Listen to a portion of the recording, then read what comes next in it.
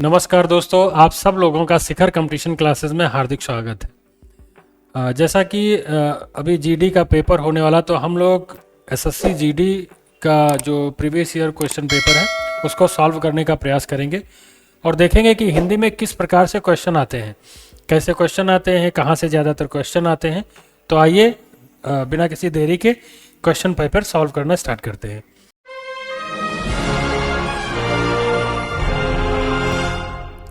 तो देखिए, ये पहला क्वेश्चन दिया हुआ है यहाँ पर। विकल्पों में से निम्नलिखित वाक्यांशों के लिए उपयुक्त शब्द चुनें। मतलब वाक्यांशों के लिए एक शब्द या अनेकार्थी वाक्यांशों के लिए एक शब्द, यानी कि पूरा वाक्य है उसके लिए एक शब्द हम क्या लिखेंगे। देखो तो लिखा जो इंद्रियों से परे हो, मतलब जिसको इंद्रियों के द्वारा ना जान सके, ठीक, तो उसे बोलते हैं अतीन्द्रिय। जो इंद्रियों से परे हो क्या कहलाता है? अतीन्द्रिय। ज्ञानेन्द्रिय, जैसे जिससे विषयों का ज्ञान हो, विषयों का ज्ञान यदि हो रहा है तो उसे बोलते हैं ज्ञानेन्द्रिय। जिससे कार्यों का विषय में ज्ञान हो, कार्यों के विषय में, तो होता है कर्मेंद्रिय। जितेंद्रिय, जिसने इंद्रियों को जीत लिया हो, इंद्रियों को जीतने वाला क्या कहलाता है? जितेंद्रिय। ये जितेंद्रिय होता है जीतने वाला। अतीन्द्रिय होता है जो इंद्रियों से परे हो। इसी अतीन्द्रिय को हम लोग अगोचर भी बोलते हैं, ठीक है। क्या बोलते हैं? अगोचर। ज्ञानेन्द्रिय, जिसे विषयों का ज्ञान हो तो उसे ज्ञानेन्द्रिय बोलते हैं। विषय मतलब क्या हो गया? जैसे छूना है, आप जानते होंगे कि 5 ज्ञानेन्द्रियां होती हैं और 5 कर्मेंद्रियां होती हैं, ठीक है। तो इस प्रश्न का पहला उत्तर होगा अतीन्द्रिय पहला। अगला क्वेश्चन, अगला क्वेश्चन है इसमें, निम्नलिखित वाक्य के रेखांकित अंश के स्थान पर विकल्पों में सबसे उपयुक्त शब्द का चयन करें। तो इसके लिए क्या है कि शोक है कि मैं आपके पत्र का उत्तर नहीं दे सका। तो देखो इसमें शोक है कि मैं आपके प्रश्न का उत्तर नहीं दे सका, यानी कि कहने का मतलब है वाक्य शुद्धिकरण के आधार पर इसमें देखना है कि क्या शुद्ध होगा। तो पता है कि मैं आपके पत्र का उत्तर नहीं है तो बात गलत है। कष्ट है, ये भी नहीं होता, कोई कष्ट थोड़ी ना होता है। खुशी है, ये भी नहीं होता, क्या होगा? खेद है, कि हमें खेद है कि मैंने आपके प्रश्न का उत्तर नहीं दिया। तो ये वाला हो जाएगा भैया। अगला देखिएगा, नेक्स्ट अगला क्वेश्चन है क्वेश्चन नंबर 3। गंगा नदी भारत देश में हजारों लोगों की जीवनदायिनी है। निम्नलिखित में से कौन सा शब्द गंगा का पर्यायवाची शब्द नहीं है? तो यहाँ पर कुल मिला के सीधा सीधा गंगा का पर्यायवाची पूछा गया है। अब देखो, जो गंगा नदी है तो इसको बताया जाता है कि ये विष्णुपदी है, यानी कि भगवान विष्णु के पैर से इसका उद्गम हुआ, ऐसा बताया गया है। तो यहाँ पर देखेंगे अपगा मतलब नदी होती है। अपगा मतलब क्या होता है भैया? नदी। तो इसमें लगा है देव अपगा, तो गंगा को देव नदी बोलते ही हैं। सुर सरिता, सुर मतलब होता है देवता, सरता मतलब नदी होती है, तो ये भी हो जाएगा। विष्णुपदी, यानी कि विष्णु के पद से जिसका प्रारंभ हुआ हो, ये भी होता है। अगला है हंसजा। हंसजा का मतलब होता है कि जैसे ये आपका ये जा होता है, जा का मतलब होता है जन्म लेने वाला। यदि जा ये बड़े आ की मात्रा नहीं है तो जन्म लेने वाला, जन्म लेने वाला, ठीक है। यदि ये जा इस तरीके से होता, बड़ा जा होता, तो बोलते हैं जन्म लेने वाली, जन्म लेने वाली। कैसे? जैसे होता है अनुज, अनुज, अनु मतलब पीछे, जा मतलब जन्म लेने वाला, यानी कि जिसे जो हमारे बाद में जन्म हो रहा तो अनुज, छोटे भाई को अनुज बोलते हैं। यहीं पे आपकी यदि बहन होगी तो अनुजा बोलते हैं। क्या बोलते हैं? अनुजा, यानी कि हमारे बाद में जो जन्म लेने वाली क्या कहलाती है? अनुजा। तो जिसका हंस से जन्म हुआ होगा वो हंसजा होगी, ना कि गंगा। तो गंगा के क्या क्या पर्यायवाची हैं? देव अपगा, सुर सरिता, विष्णुपदी, ठीक है। ये सब किसके हैं? गंगा के। यही पूछ रहा था कि निम्न में से कौन सा गंगा का पर्यायवाची नहीं है। अगला क्वेश्चन देखिए भैया, क्वेश्चन नंबर 4 है। इसमें क्या लिखा है? सिंह की सवारी सबके बस की बात नहीं, उस विकल्प में चयन कीजिए जो उपयुक्त वाक्य में रेखांकित शब्द का पर्यायवाची नहीं है। इसमें भी वही है। कुल मिला के सिंह का पर्यायवाची नहीं है। कोई भी क्वेश्चन सॉल्व करने से पहले, अब देखो डायरेक्ट नहीं पूछ रहा है कि सिंह का पर्यायवाची क्या होगा, गंगा का पर्यायवाची क्या होगा, एक वाक्य लिख रहा है, बस आपका टाइम लेना चाह रहा है कि मतलब आप इसको पढ़ो फिर देखो इसमें उत्तर क्या होगा, ठीक है। सीधी सीधी नहीं पूछ रहा कि भैया मतलब सिंह का पर्यायवाची क्या है। अब देखो यहाँ पर सिंह के पर्यायवाची क्या होते हैं, तो एक तो सिंह का सिंह लिखा ही है, ये तो होता ही है। अगला क्या है, केसरी, ये भी होता है, वनराज भी होता है, मणि नहीं होता है। मणि आपका सिंह का पर्यायवाची नहीं होता, बाकी शार्दूल होता है, केसरी होता है, मृगेंद्र होता है, ठीक है, और वनराज लिखा हुआ है, सिंह है, ये सब किसके होते हैं, सिंह या शेर के पर्यायवाची होते हैं। शार्दूल ध्यान रखना, बहुत ज्यादा पूछा जाता है। अगला क्वेश्चन देखिए भैया, 5 है, सारे शरीर की हड्डियों का ढांचा वाक्यांश के लिए सार्थक शब्द। ये पूछ रहा है कि वही जो वाक्यांशों के लिए एक शब्द पहला भी था और वाक्यांशों के लिए एक शब्द फिर इसमें दिया है कि जैसे जो हड्डियों का जो ढांचा बना होता है वो क्या कहलाता है। तो देखो शरीर की हड्डियां ये तो नहीं होगा, कंकाल, फिर है हड्डी का ढांचा, ये भी नहीं होगा, और मांसपेशी। हड्डी का ढांचा तो ऊपर ही लिखा हुआ है, तो हड्डी का जो ढांचा होता है क्या कहलाता है, कंकाल तंत्र, स्केलेटल सिस्टम जिसको बोलते हो, तो क्या कहलाता है, कंकाल तंत्र। बहुत इजी क्वेश्चन है, कोई हार्ड क्वेश्चन नहीं है। जो कहा गया है, देखो इसमें क्या है, जो कहा गया है वाक्यांश के लिए एक सार्थक शब्द होता है। तो अकथ्य, आ मतलब नहीं, कथ्य मतलब जो कहा गया, जो नहीं कहा गया वो अकथ्य होता है। कल्पित, जिसकी कल्पना करी गई हो। वचनातीत, जो वचनों से अलग हो, वचनों के परे हो, ठीक है। और कथित मतलब हो गया जो कहा गया है, जो आप कहेंगे तो ये होता है कथित, बोलते हैं कथित तौर पे ऐसा हुआ, तो कहने को क्या बोलते हैं, कथित। अगला देखो भैया, निम्नलिखित में से अशुद्ध वाक्य कौन सा है। यहां पर कुछ वाक्य लिखे हैं और उसमें बताना है कि आपको अशुद्ध वाक्य कौन सा है। पहले लिखा कोयल पेड़ में बैठी है। यहां पर देखो पहले क्वेश्चन हमें मिल रहा है कि कोयल पेड़ में थोड़ी ना बैठी होती, कोयल पेड़ पर बैठी होती है। अधिकरण की यहां पर त्रुटि है, किसकी भैया, अधिकरण, जो में और पर होता है, यानी कि यहां पर कारक चिन्ह भी पूछे गए आपसे। वाक्यांशों के लिए एक शब्द पूछा गया है, पर्यायवाची पूछा गया है, और आपसे कारक चिन्ह भी पूछा गया है, ठीक है। अंजना ने नई साड़ी खरीदी, सही बात है। वसुंधरा बहुत सुरीला गाती है, और सुमेध आज छुट्टी पर है, ये एकदम सब सही है, बस ये वाला गड़बड़ है। और गड़बड़ क्या है, ये मे वाले की जगह पे पर होता तो ये भी सही हो जाता। अगला देखो भैया, अगला है क्वेश्चन नंबर 8। लिखा है ऑफिसर ने कर्मचारी को फाइल लाने का आदेश दिया। ऑफिसर ने कर्मचारी को फाइल लाने का आदेश दिया। इस वाक्य में प्रयुक्त आदेश शब्द का अर्थ क्या होता है। अब देखो यहां पर पूछ रहा है कि जो आदेश है इसका अर्थ क्या होता है। छोटों को बहकाना, तो ऐसा कुछ नहीं होता। आज्ञा पालन के लिए कहना, अपने कर्मचारियों की अवज्ञा करना, और अपने से छोटों को डांटना। देखो सबसे बड़ी बात यह थी, आपको डायरेक्ट आंसर नहीं मिल रहा है, तो आप एक एलिमिनेशन मेथड जो होता है जिसके आधार पर यह देखते हैं कि कौन सा क्वेश्चन, मतलब इस क्वेश्चन का कौन सा आंसर नहीं हो सकता है, तो आसानी से यदि एलिमिनेट भी करेंगे तो भी ये नहीं होगा, ये नहीं होगा और ये नहीं होगा। आपका है आज्ञा पालन के लिए कहना, यही आपका एक सही और एकदम करेक्ट आंसर हो जाएगा, ठीक है। अगला देखो भैया, अगला है हिंदी विकल्पों में से अशुद्ध वाक्य छाटिए। कौन सा वाक्य छाटना है, अशुद्ध। लड़की पुस्तक पढ़ती है, लड़के ने घर जाना है, ये कुछ अटपटा लग रहा है। मुझे उस पर दया आती है, शीला को नाटक अच्छा लगा। तो लड़के ने घर जाना है, ये भी बस कारक त्रुटि है। क्या है, कारक की त्रुटि है। यहां पर क्या होना चाहिए था, को, लड़के को घर जाना है।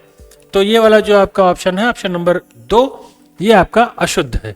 लड़के ने घर जाना नहीं है, लड़के को घर जाना होता है। अगला क्वेश्चन देखो भैया, लिखा है निरक्षर शब्द का विलोम क्या होता है। निर मतलब बिना, अक्षर मतलब अक्षर के।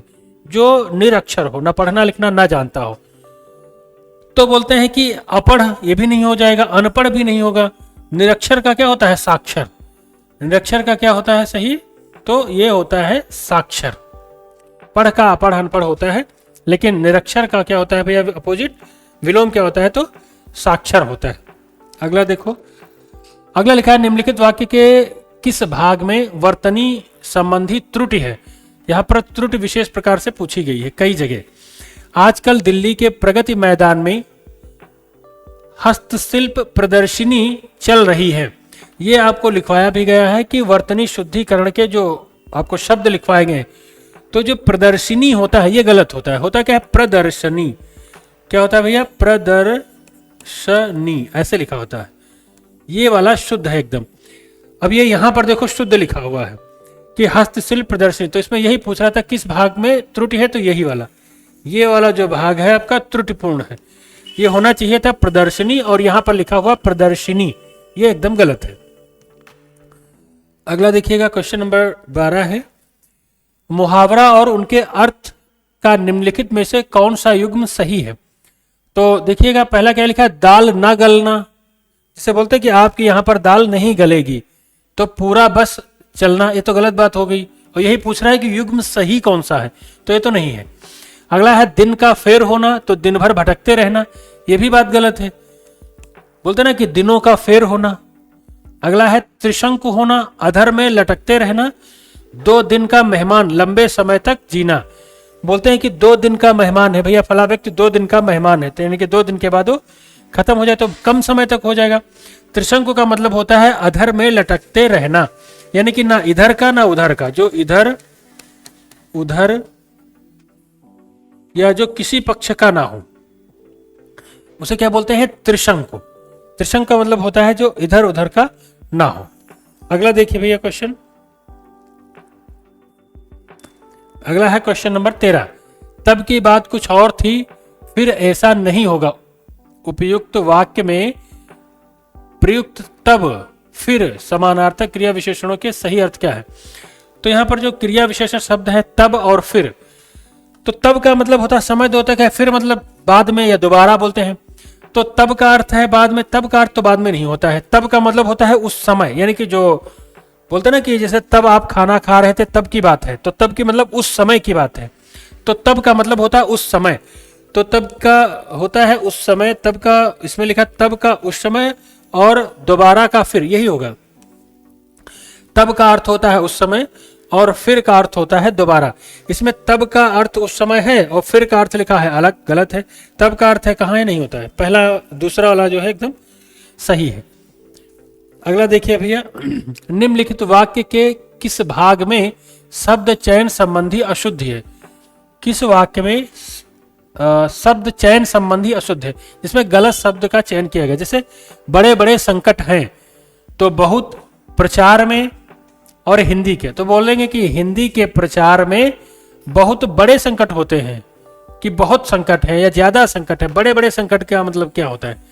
तो ये बात गलत है, पहला वाला इसमें गलत है, ये अशुद्धि बतानी है आपको। बहुत सरल से क्वेश्चन है। अगला देखिए भैया, अगला है निम्नलिखित मुहावरे के लिए उपयुक्त सार्थक शब्द है। जैसे टका सा जवाब देना, बोलते ना कि मैंने उनसे कहा उन्होंने मुझे टका सा जवाब दे दिया, यानी कि बिल्कुल क्लियर मना कर देना। साफ इनकार करना, टका सा जवाब देने का मतलब होता है साफ इनकार करना। एक होता है अंगूठा दिखाना, अंगूठा दिखाने का मतलब होता है एट अ टाइम, मतलब उस समय, यानी कि समय पे जवाब देना। ठीक है, अगला देखिए भैया, अगला क्या है? हाँ, इसमें गद्यांश, कुछ बच्चे कह रहे थे कि गद्यांश हमको जरूर बता दीजिए सर। तो इसमें देखो गद्यांश किस हिसाब से पूछा है, इसमें क्वेश्चन नहीं छाटना है।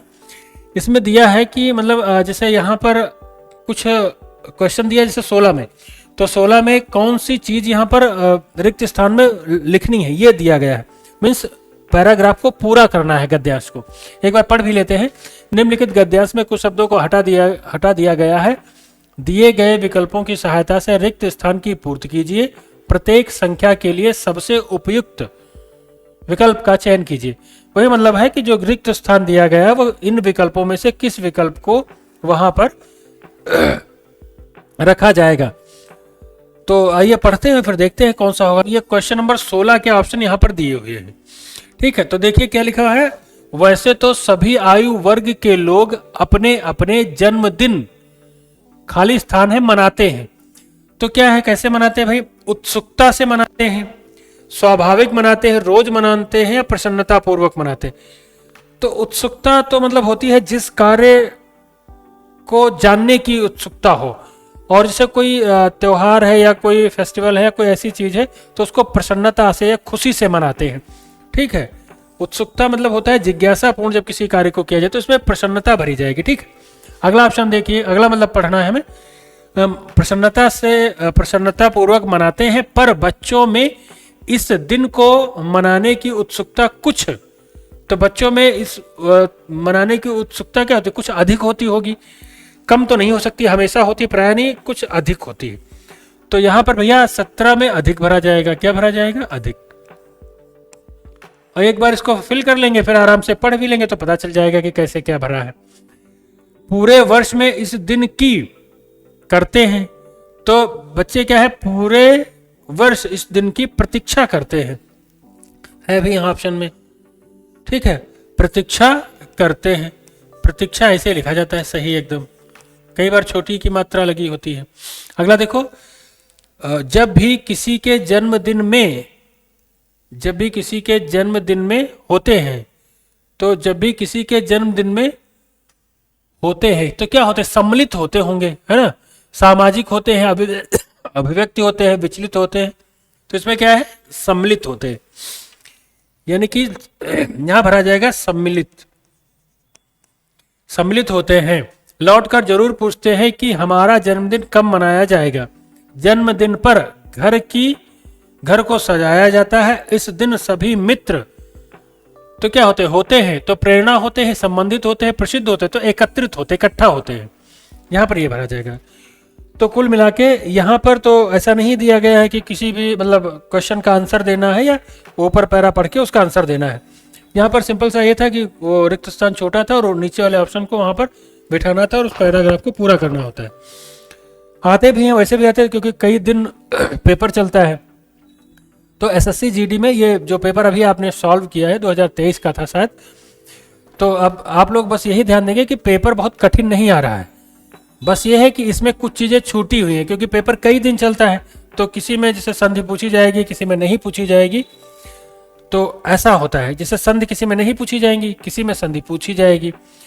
इसमें वर्णमाला से कोई क्वेश्चन नहीं है, संधि से भी नहीं है, ठीक है। संधि, वर्णमाला ये सब आपका छोटा है इसमें, लेकिन किसी अन्य पेपर में अवश्य आएगा। तो आप ये मत सोचिए कि मतलब यहाँ पे क्वेश्चन आया तो वहाँ पे संधि नहीं होगी। संधि आएगी, निश्चित रूप से आएगी, और वर्णमाला के भी क्वेश्चन वहाँ पर निश्चित रूप से होंगे। लेकिन चूंकि पेपर कई दिन चलता है तो हमें अपने सिलेबस से पढ़ना है। यहाँ पर जैसे वाक्यांश हमने देखा है कि ज़्यादा आया है, और आपका जो वाक्यांशों के लिए शब्द भी आया है, त्रुटि वाले कुछ आए हैं, कारक से भी कुछ क्वेश्चन एक आध पूछे गए थे, और आपके कहाँ से और हाँ, और काल से भी यहाँ पर क्वेश्चन नहीं है, जबकि आपके ऑप्शन उसमें जो सिलेबस है उसमें दिया है। तो हमें सिलेबस के आधार पे पढ़ना है पूरा, और यहाँ पर कुछ क्वेश्चन होंगे, कुछ नहीं होंगे, तो ये अपना चलता रहेगा। पेपर ईजी है, आराम से पढ़ते रहिएगा और वीडियो पूरा देखिएगा। और कोई भी अगर जो आपके क्वेश्चन है तो कमेंट बॉक्स में ज़रूर बताइएगा, ठीक है। इसी के साथ हम इस क्लास को समाप्त करते हैं, फिर अगले क्लास में जल्द ही मिलेंगे। नमस्कार।